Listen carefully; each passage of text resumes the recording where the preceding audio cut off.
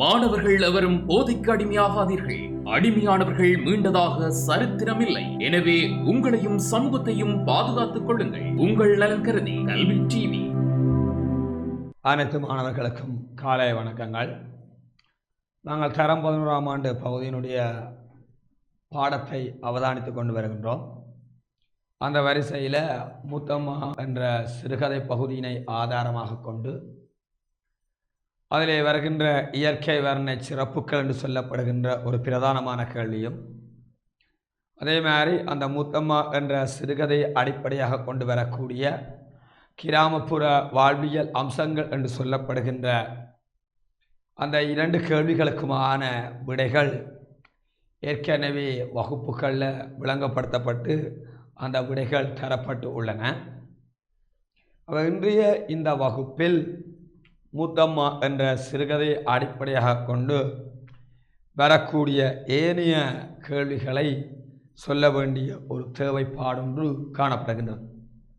முத்தம்மா என்று சொல்லப்படுகிற சிறுகதையில் அடுத்ததாக வரக்கூடிய கேள்வி என்னவாக இருக்கும் என்றால், முத்தம்மா அவர்களினதும் பேரன் காசிம் அவர்களுடைய குண இயல்புகளை விளக்குக என்று சொல்லப்படுகின்ற ஒரு பிரதானமான கேள்வி. அதாவது முத்தம்மா என்ற சிறுகதையை அடிப்படையாக கொண்டு, அதாவது முத்தம்மா என்று சொல்லப்படுகின்ற அந்த சிறுகதையை அடிப்படையாக கொண்டு அதிலே வருகின்ற பிரதான கதாபாத்திரங்களாகிய ஒன்று மூத்தம்மா சொல்கிறமா ஒன்று மூத்தம்மா என்று சொல்லப்படுகின்ற கதாபாத்திரத்தினதும், அதே மாதிரி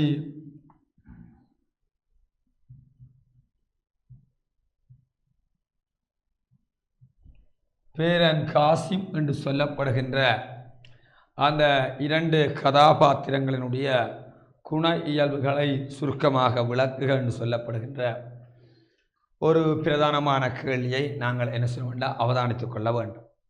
ஒன்று, அதாவது முத்தம்மா, அடுத்தது பேரன் காசிம் ஆகியோருடைய அந்த கதாபாத்திரங்களினுடைய குண இயல்புகளை உதாரணத்தோட விளக்கு என்று சொல்லப்படுகின்ற ஒரு பிரதானமான கேள்வியை நாங்கள் அவதானித்துக் கொள்ளலாம். அவைகள் எங்கள் கேள்வி, முத்தம்மா என்ற சிறுகதையை அடிப்படையாக கொண்டு, முத்தம்மா என்ற சிறுகதையினை அடிப்படையாக கொண்டு, முத்தம்மா என்ற சிறுகதையை அடிப்படையாக கொண்டு முத்தம்மா பேரன் காசிம், முத்தம்மா சின்னொரு கம போட்டு பேரன் காசிம் ஆகியோருடைய குணப்பண்புகளை சுருக்கமான முறையில் ஆகியோருடைய குணப்பண்புகளை சுருக்கமான முறையில் விளக்குக என்று சொல்லப்படுகின்ற ஒரு பிரதானமான கேள்வியை நாங்கள் அவதானித்துக் கொள்ள வேண்டும். முத்தம்மா என்று சொல்லப்படுகின்ற சிறுகதை பகுதியை அவதானிக்கின்ற பொழுது அது வார பிரதானமான கதாபாத்திரம் எதாக இருக்கும் என்றால், முத்தம்மா என்று சொல்லப்படுகின்ற அந்த பிரதானமான கதாபாத்திரம், இந்த முத்தம்மாவினுடைய குணப்பண்புகள் வரிசையில் முதலாவதை நாங்கள் சொல்லுகின்ற பொழுது மூத்த வாப்பா மீதும்,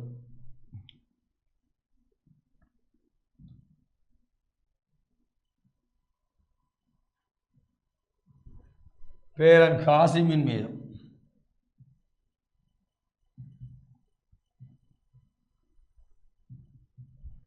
மூத்த வாப்பா மீதும் பேரன் காசிம் மீதும் அதிகளவான அன்பினை உடையவர்.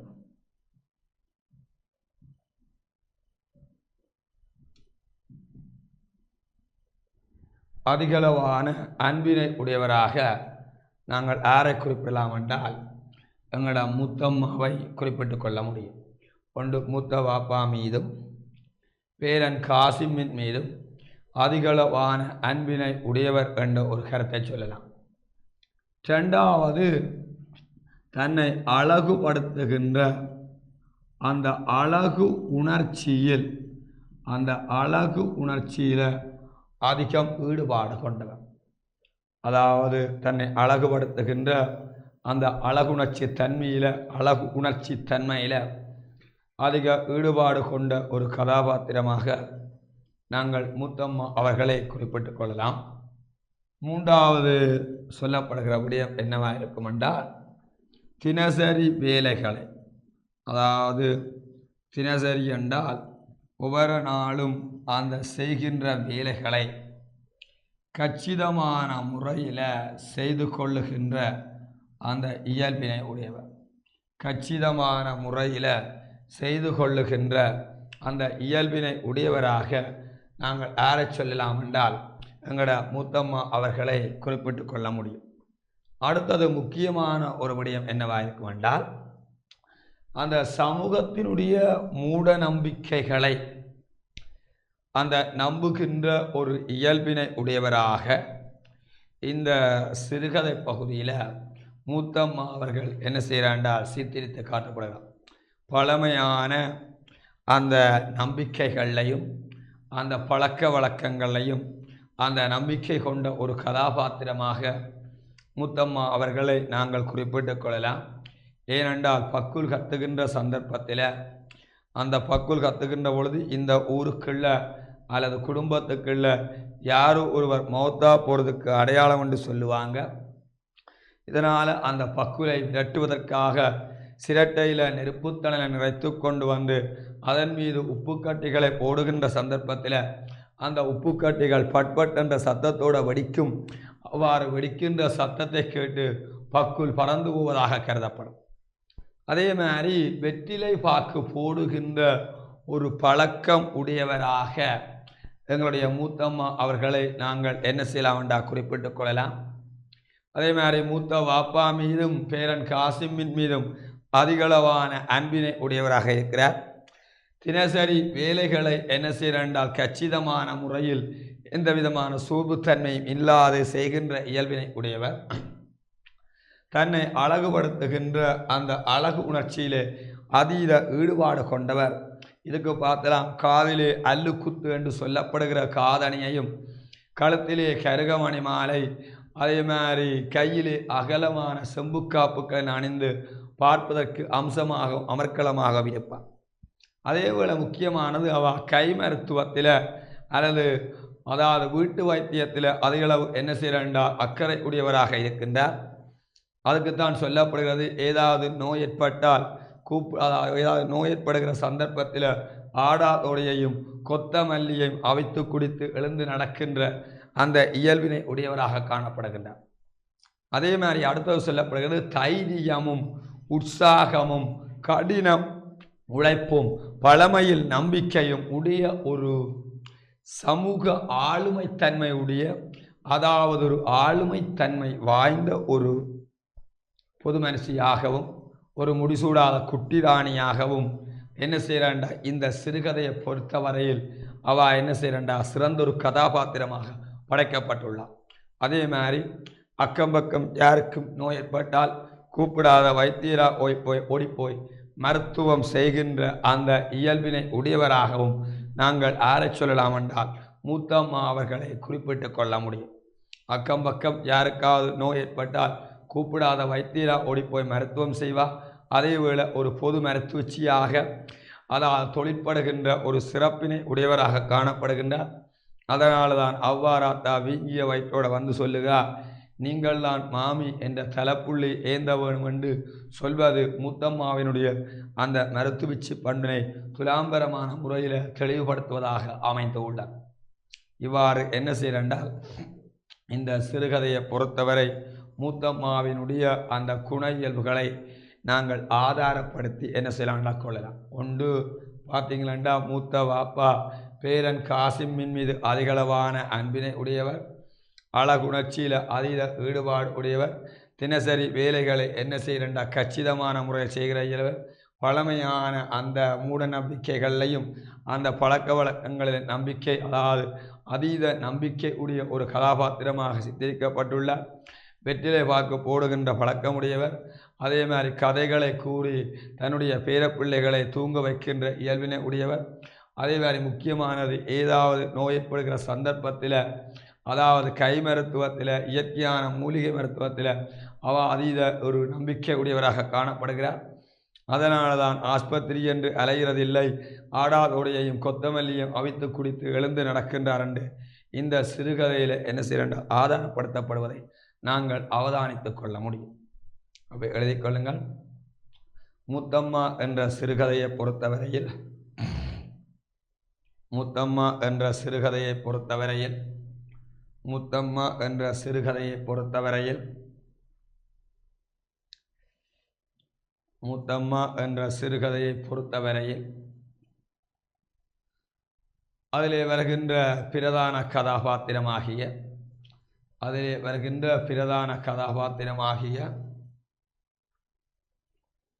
முத்தம்மாவினுடைய குண இயல்புகளை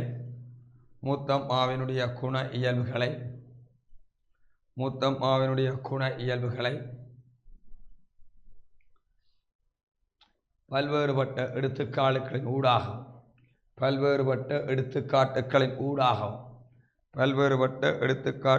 ஊடாகவும்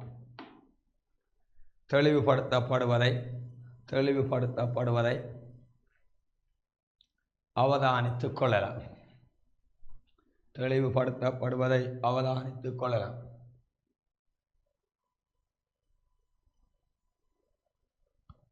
அந்த வகையில் முத்தம்மா அவர்கள்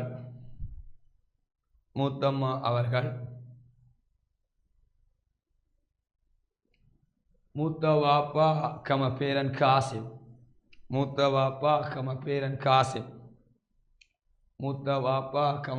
காசிம் ஆகியோரின் மீது அதிகளவான அன்பினை உடையவராக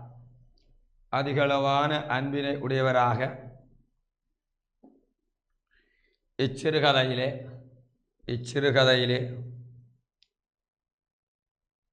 சித்தரித்து காட்டப்படுகின்றார்.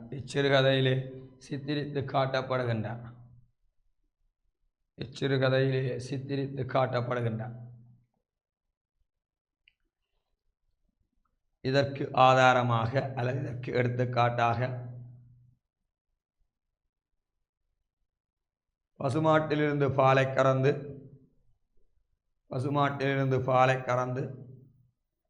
அதை முருகக் காட்சி பேரன் காசிமுக்கு குடிக்க கொடுப்பதன் மூலமும்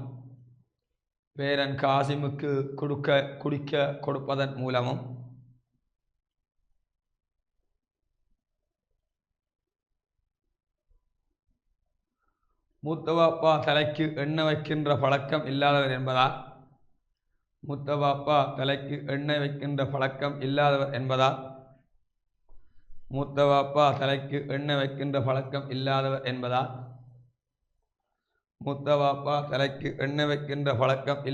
என்பதால்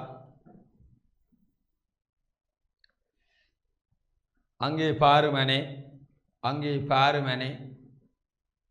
உண்ட மூத்தவாப்பா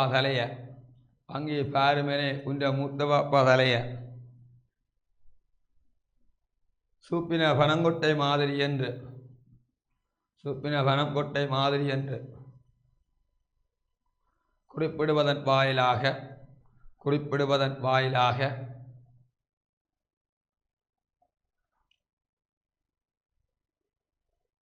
மூத்தவாப்பாவின் மீது கொண்ட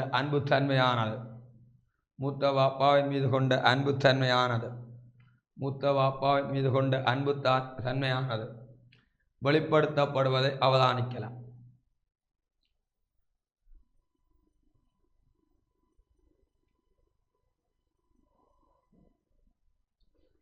அடுத்தது முத்தம்மா அவர்கள் அழகு உணர்ச்சியிலே அல்லது தன்னை அழகுபடுத்துகின்ற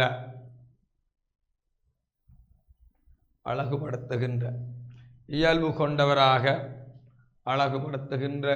கொண்டவராக காணப்படுகின்றார்.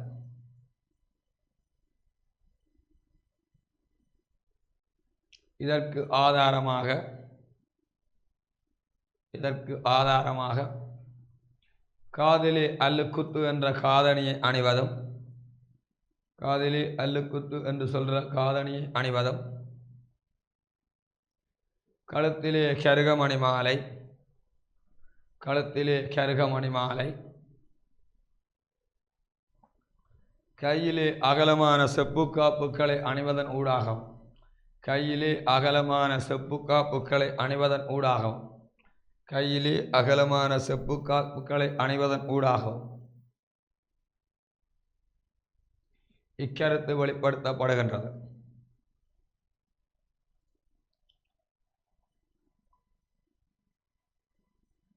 அடுத்தது தினசரி வேலைகளை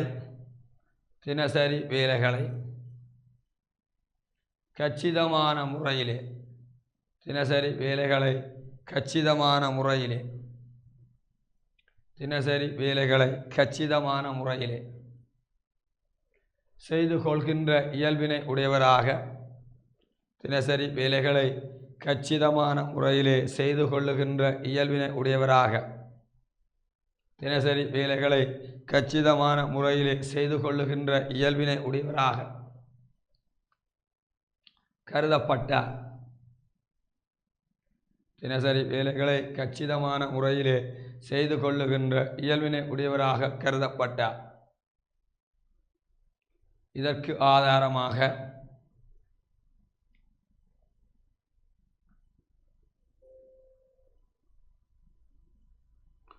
பசுமாட்டிலிருந்து பால் கறப்பது முதலாக, பசுமாட்டிலிருந்து பால் கறப்பது முதலாக,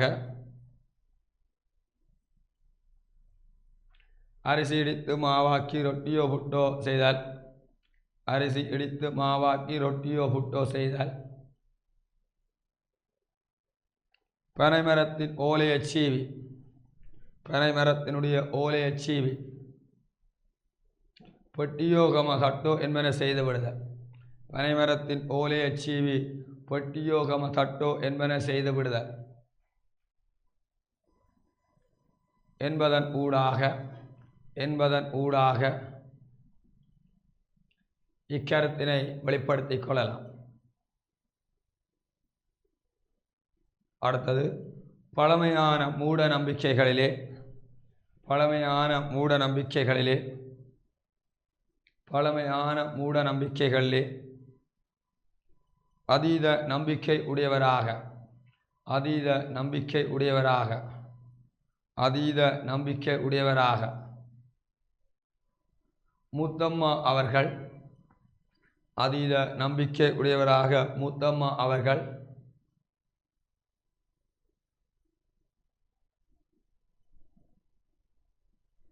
குறிப்பிடப்படுவதை அவதானித்துக் கொள்ளலாம்.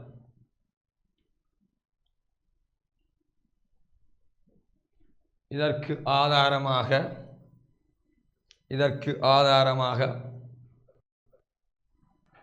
பக்குல் கத்துகின்ற சந்தர்ப்பத்திலே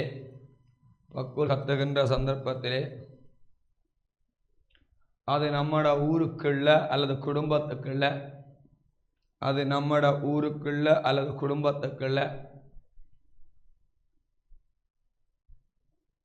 யாராவது ஒருவர் இறப்பதற்கு அறிகுறியாக, அது ஊருக்குள்ள அல்லது குடும்பத்துக்குள்ள யாரா ஒருவர் மௌத்தா போறதுக்கு அடையாளமாக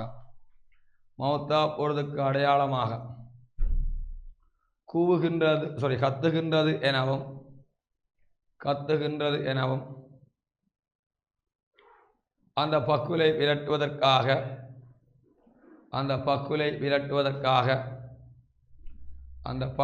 விரட்டுவதற்காக ஒரு சிரட்டையில் நெருப்புத்தணலை நிறைத்து கொண்டு வந்து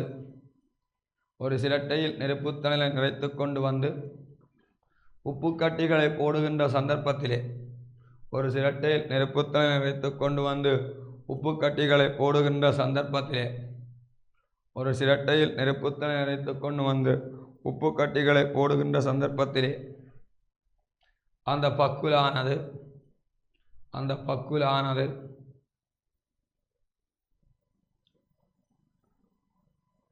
பட்பட்டென்ற சத்தத்தை கேட்டு பறந்துவிடும் என்று கருதுவதும், பறந்து விடும் என்று கருதுவதும் மூத்தம்மாவின் உடைய குண இயல்பினுடைய வெளிப்பாடாகவே அமைகின்றது.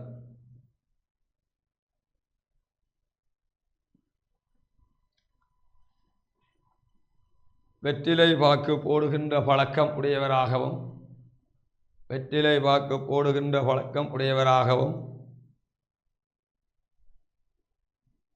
பேரப்பிள்ளைகளுக்கு அல்லது பேர குழந்தைகளுக்கு கதைகளை கூறி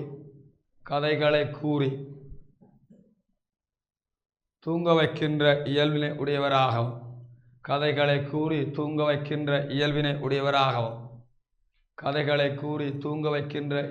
உடையவராகவும் மூத்தம்மா அவர்களை குறிப்பிட்டுக் கொள்ளலாம். தூங்க வைக்கின்ற இயல்பினை உடையவராகவும் மூத்தம்மா அவர்களை குறிப்பிட்டுக்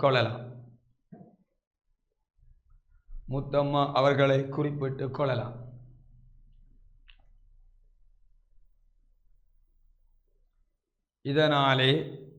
இதனாலேயே மூத்தம்மாவுக்கு அருகில்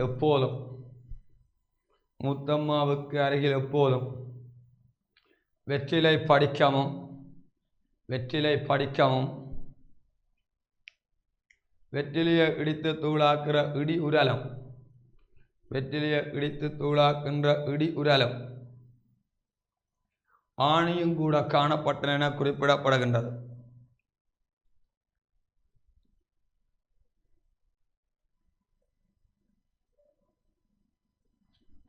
நோய் ஏற்படுகின்ற சந்தர்ப்பத்திலே அந்த நோயை இல்லாது நீக்குவதற்காக ஆடாதோடையையும் கொத்தமல்லியும் அவித்து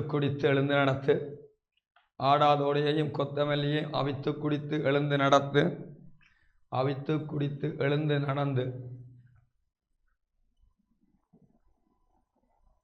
கை மருத்துவத்தின் ஊடாக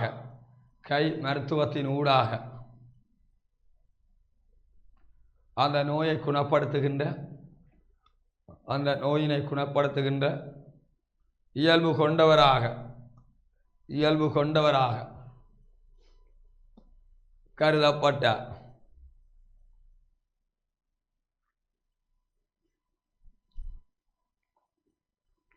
அந்த கிராமத்தை பொறுத்தவரையில் ஒரு முடிசூடாத குட்டி ராணியாகவும்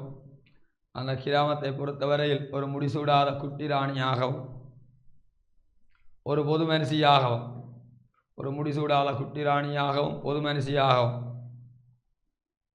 மூத்தம்மா திகழ்ந்ததுடன்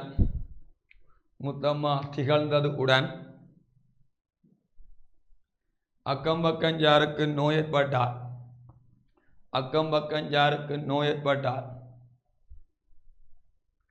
கூப்பிடாத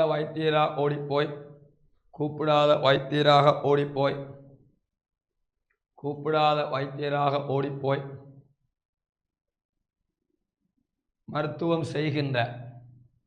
மருத்துவம் பார்க்கின்ற அல்லது மருத்துவம் செய்கின்ற இயல்பு உடையவர் ஆகவும்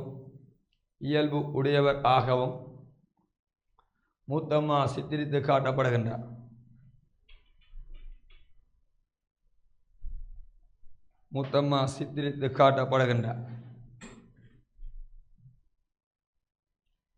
எந்த கார் இருளையும் கிழித்துக்கொண்டு நடக்கின்ற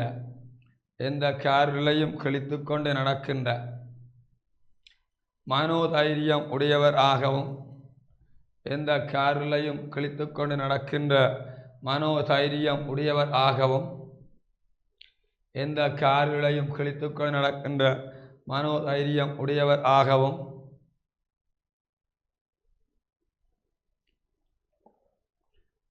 அச்சமில்லாத ஒரு கதாபாத்திரமாக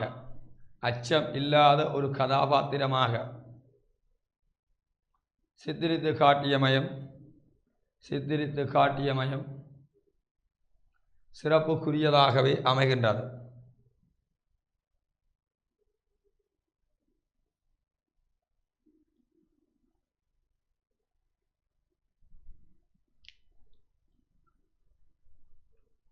அந்த கிராமத்தை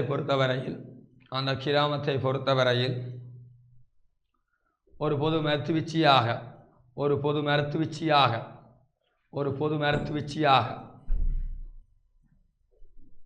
மூத்தம்மா திகழ்ந்து வருவதையும் அவதானித்துக் கொள்ளலாம். இதனாலேயே அவ்வாறாத்தா வீங்கிய வயிற்றுடன் வந்து நீங்கள்தான் மாமி என்ற தலைப்புள்ளிய ஏந்தனம். நீங்கள்தான் மாமி என்ற தலைப்புள்ளிய ஏந்தனம். நீங்கள்தான் மாமி என்ற தலைப்புள்ளிய ஏந்தனம். நீங்கள்தான் மாமி என்ற தலைப்புள்ளிய ஏந்தனம். நீங்கள்தான் மாமி என்ற தலைப்புள்ளிய ஏந்தனம் என்று குறிப்பிடுவதன் வாயிலாக மூத்தம்மாவினுடைய அந்த மருத்துவச்சி பண்பானது தெளிவுபடுத்தப்படுவதை அவதானித்துக் கொள்ளலாம்.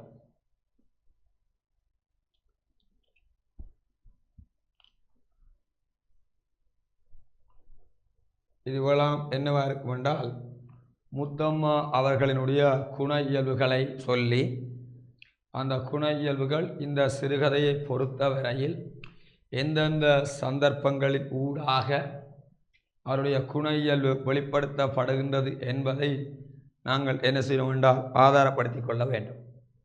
அடுத்தது 2வது கேள்வி கேட்டாங்க என்றால், பேரன் காசிமினுடைய குணப்பண்புகளை சுருக்கமாக விளக்கு என்று சொல்லப்படுற ஒரு கேள்வி. அதாவது பேரன் காசிமினுடைய அந்த குணப்பண்புகளை சுருக்கமாக விளக்குக என்று சொல்லப்படுகின்ற அந்த கேள்விக்கு நாங்கள் வருகின்ற பொழுது, இந்த பேரன் காசிம் என்ன செய்யறா வாழ்க்கையில் முன்னேறிக்கொள்வதற்கும் பிரதான ஒரு கதாபாத்திரமாக திகழ்வது யாராயிருக்கும் என்றால் மூத்தம்மா அவர்கள் தான். ஏனென்றால் இந்த பேரன் காசிம் ஒரு பாடசாலை செல்லுகின்ற ஒரு சிறுவயது பையனாக இருந்தாலும் மூத்தம்மாவையே முன்மாதிரியாக கொண்டு அவன் என்ன செய்கிறான்டா, தன் வாழ்க்கையில் இருந்த அந்த பயந்தாங்கொள்ளி பட்டத்தை எல்லாம் தகர்த்தெறிந்து வாழ்க்கையில் முன்னேறுவதற்கு பிரதான ஒரு காரணமாக இருந்த ஒரே ஒரு கதாபாத்திரம் யாராயிருக்கும் என்றால் இந்த மூத்தம்மா அவர்களையே குறிப்பிடலாம். அவனாலே என்ன செய்யறால் சமூகத்தில் உள்ள அல்லது அந்த கிராமத்தில் உள்ள அந்த நம்பிக்கைகளை எளிதிலே அறிந்து கொள்ள முடியாதவனாக பேரன் காசிம் இந்த சிறுகதையை பொறுத்தவரை ஒரு படைக்கப்பட்டுள்ளான். ஏனென்றால் முத்தம்மா சொல்கிற பக்குள் கத்துவதற்கான காரணத்தை சொன்னதன் பின்னர் அவன் சொல்லுறான் என்னென்றால், அவள் எங்களோட உம்மா மௌத்தா போன அண்டைக்கு இது கத்தல்ல, கத்தி இருந்தால் நம்மட உம்மாவை வீட்டுக்கு ஒழிச்சு வச்சிருக்கலாம் என்கென்று சொன்னப்படுது. அந்த கருத்தை என்னதை சொல்லுதண்டா, அந்த கிராமத்து பழமையான அந்த நம்பிக்கைகளை புரிந்து கொள்ள முடியாத ஒரு இயல்பினை உடைய ஒரு சிறுவயது பையனாகவே அதை நாங்கள் அவனை குறிப்பிட்டுக் கொள்ளலாம். அதே போல் நாம் படுத்துங்கோ, அதாவது அந்த வீட்டுக்கு தேவையான சில உதவிகளை அவன் செய்து கொள்ளக்கூடிய அந்த இயல்பினை உடையவனாக அல்லது அந்த குணம் உடையவனாக இந்த கதையை பொறுத்தவரை என்ன செய்யறா சித்தரித்து காட்டப்படுகிறான். ஏனெண்டா பாருங்கோ, மூத்த பாப்பாவோடு அதாவது அந்த கரத்த வண்டியில் போய் காட்டுக்கு சென்று விறகொடிக்க போன சந்தர்ப்பத்தில் இவன் என்ன செய்கிறான்டா ஞாபகப்படுத்துங்கோ, அதாவது அந்த விளாம்பழங்களை என்ன செய்கிறான்டா பொறுக்கி கொண்டு வரான். அதேபோல் சொரிந்திருக்கின்ற நாவல் பழங்களையும் என்ன செய்கிறான்டா பொறுக்கி குட்டி சாக்கில் பொறுக்கி போட்டு கொண்டு வருவான். அதை மூத்தம்மா அவர்கள் உப்பு நீரால் கழுவி கொடுப்பான் என சொல்லப்படுகிறது. அதேபோல் அடுத்தது பாருங்கோ, இறந்து போன தாயாரின் மீது அதிகளவான அன்பினை உடையவனாக நாங்கள் யாரை குறிப்பிடலாம் என்றால் பேரன் காசிமை குறிப்பிடலாம். இறந்து போன தாயாரின் மீது அதிகளவான அன்பினை உடையவனாக நாங்கள் யாரை சொல்லலாம் என்றால் பேரன் காசிமை சொல்லலாம். அதனால தான் என்ன செய்யண்டா மூத்தம்மாவை கதை கூறும்படி வற்புறுத்தி கொண்டிருக்கிறான். மூத்தம்மா சொல்கிறார், இன்றைக்கு 7ஆம் நாளை ராவைக்கு சொல்கிறேன், இன்றைக்கு வாபடுப்போம் என்று சொல்ல அவனுக்கு நித்திரை வரவில்லை. இறந்து போன தாயாரை அவன் என்ன செய்கிறான் என்றால் கனவு காண்பதன் ஊடாகவும் அந்த தாயாரின் மீது கொண்ட அந்த அன்பு தன்மை என்ன செய்யண்டா வெளிப்படுத்தப்படுவதான மூத்தம்மாவினுடைய செயல்களை ஆச்சரியத்தோடும் அக்கறையோடும் கவனித்து அவாவை ஒரு முன்மாதிரியாக கொண்டு தன்னுடைய வாழ்க்கையில் என்ன செய்யண்டா முன்னேறிக்கொண்ட இயல்பினை உடையவனாக காணப்படுகிறான். புராண காலத்து அரசிகள் பற்றியும் ராஜவம்சத்து மாதர்கள் பற்றியும் பள்ளிக்கூடத்தில் கதை சொல்லும் போதெல்லாம் மூத்தம்மாவின் நினைவு பளிச்சென தோன்றும். இவை ஒரு அரசியாக கற்பனை செய்து கொண்டேன். தன்னிடமிருந்த அந்த பயந்தாங்கொள்ளி பட்டத்தை தகர்த்தறிந்து தனது சிரசிலே சௌந்தர்ய கிரீடம் சூடியது ஆன ஒரு மிதப்பு என்று சொல்லப்படுது. மூத்தம்மாவை போல தானும் ஒரு சுயமாக இளவரசனான இயங்க விளைந்தேன். அதாவது இரவு நேரத்தில் மஞ்சோனா மரத்தடியின் கீழே என்ன செய்யண்டார் தனியாக இருக்க பழகிக்கொள்ளே தன்னிடம் இருந்த அந்த பயந்தாங்கொள்ளி பட்டத்தை அதாவது தகர்த்தர் சொல்லப்படும். என் மிதமிஞ்சிய பயந்தாங்கொள்ளி பட்டத்தை எரித்தாயிற்று. சிறு சிறு உதவிகளை குடும்பத்தாருக்கு செய்கின்ற இயல்பினையுடையவன் மூத்தம்மாவுக்கு காய்ச்சல் ஏற்பட்டவுடன் பக்கத்தில் போய் என்ன செய்யண்டா கடைக்கு சென்று ஊரல் பக்கெட்டை வாங்கி கொண்டு கொடுக்கின்ற அந்த இயல்பினை உடையவனாக இருக்கிறான். அதே மாதிரி மூத்தம்மாவை ஒரு வெள்ளை கொக்காக தன்னுடைய மனதிலே உருவகித்து அவாவை பார்த்து தன்னுடைய வாழ்க்கையில் முன்னேறிக்கொண்ட இயல்பினை உடையவன். மூத்தம்மாவின் இறப்பை தாங்க முடியாது குலுங்கி குலுங்கி அழுபவனாக காணப்படுகின்றான். இவ்வாறு இந்த சிறுகதையை பொறுத்த வரையில் மூத்தம்மா என்று சொல்லப்படுகின்ற அந்த சிறுகதையை பொறுத்த வரையில் பேரன் காசிமினுடைய குணப்பண்புகளை நாங்கள் பலவிதமான கோணங்களில் என்ன செய்யலாம் முடியும் என்றால் அதாவது குறிப்பிட்டு கொள்ள முடியும். அதாவது இந்த சிறுகதையில் 2 பிரதானமான கதாபாத்திரங்கள்லாம் கதையினுடைய ஓட்டத்துக்கு துணை செய்து கொண்டிருக்கிறது. ஒன்று மூத்தம்மா என்று சொல்லப்படுகின்ற ஒரு பிரதானமான கதாபாத்திரமும், அடுத்தது பேரன் காசிம் என்று சொல்லப்படுகின்ற அடுத்த பிரதானமான கதாபாத்திரமும் இந்த கதையின் ஆரம்பத்திலிருந்து இறுதி வரை கதையினோடு மிக நெருங்கிய தொடர்பிணைப்பினை கொண்ட கதாபாத்திரங்களாக இருப்பதை நாங்கள் என்ன செய்யலாம் என்றால் அவதானித்து கொள்ளக்கூடிய வாய்ப்பு நிலைகள் காணப்படுகின்றது. இந்த சிறுகதையை பொறுத்தவரை வரக்கூடிய கேள்வி மூத்தம்மா பேரன் காசிம் ஆகியோருடைய குணப்பண்புகளை சுருக்கமாக விளக்க என்று கேட்டால் இவ்வளவு கொள்கையை நீங்கள் என்ன செய்ய வேண்டாம் கொடுக்கக்கூடிய தன்மை உடையதாக என்ன செய்ய வேண்டாம் காணப்பட்டு கொள்ள வேண்டும். இதைவிட இந்த மூத்தம்மா என்று சொல்ல சிறுகதையில் வேறு சில கட்டுரை கேள்விகளும் காணப்படுகின்றன. அந்த கட்டுரை கேள்விகளை தந்து அதற்கான விடையை தர வேண்டிய ஒரு தேவை ஒன்று காணப்படுகின்றது. இதை அடுத்த வகுப்பு அந்த மிகுதி விடயத்தை அவதானித்துக் கொள்வோம் என்று கூறி இன்று இவ்வளா பகுதியுடனும் இந்த வகுப்பினை நிறைவு செய்து கொள்கிறேன். நன்றி, வணக்கம். கல்வி டிவியில் புத்தம்புது நிகழ்ச்சிகளை உடனுக்குடன் பார்த்து மகிழ எமது ஃபேஸ்புக் மற்றும் யூடியூப் பக்கத்தை லைக் செய்யுங்கள்.